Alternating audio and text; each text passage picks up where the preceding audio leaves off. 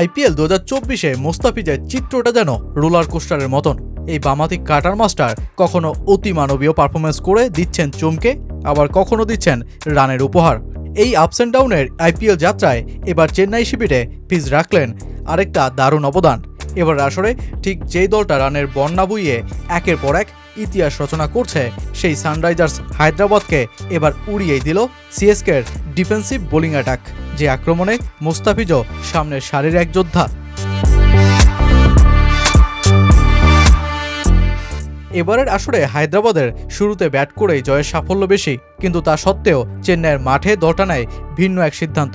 টসে জিতে চেন্নাইকেই ব্যাটিংয়ে পাঠায় দলটা।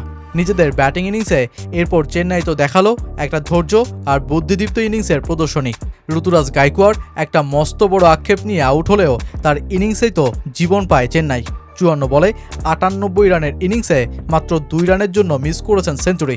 তাকে সঙ্গ দিতে ড্যারেল মিচেলও খেলেন 52 রানের ইনিংস। শেষে শিবম দুবের 39 রানের ইনিংসে চেন্নাই টপকে যায় 200 রানের স্কোর, আর তাতেই দলটা করে ফেলে নয়া এক ইতিহাস। টি-20 ক্রিকেটে চেন্নাই এখন সবচেয়ে বেশি 200+ স্কোর করা দল। এমন একটা রেকর্ড ব্রেকিং ম্যাচে জয় ছিনিয়ে আনতে এরপর হায়দ্রাবাদের কঠিন ব্যাটিং লাইন আপের বিপক্ষে চেন্নাই বোলারদের লড়াই।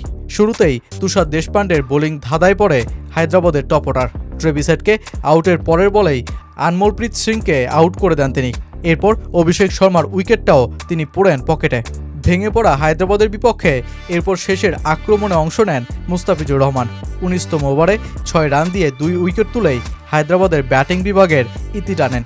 গত ম্যাচে ফিজ খরুচে হলেও এদিন 2 ওভার 5 বলে তিনি দেন 2 উইকেট নিয়ে 19 রান, আর এতেই ফের লড়াই নেমে যান এই কাটার মাস্টার। আইপিএলে মোস্তাফিজের শুরুটাই হয়েছিল 4 উইকেটকে সাথে নিয়ে।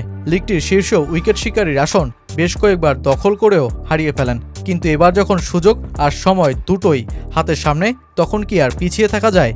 হায়দ্রাবাদের শাহবাজ আহমেদ আর জয়দেব উনাদকাটের উইকেট নিয়েই মোস্তাফিজের ঝুলিতে এখন সংখ্যাটা 14। আইপিএল 2024-এর শীর্ষ উইকেট শিকারীর প্রথম স্থানে জসপ্রীত বুমরাহ ও হর্ষেল প্যাটেলের সাথে যৌথভাবে ফিজের অবস্থান। বাকি থাকা এক ম্যাচে মোস্তাফিজ হয়তো চাইবেন শুরুর মতোই শীর্ষ উইকেট সংগ্রাহকের আসনে বসেই আইপিএলকে বিদায় জানাতে।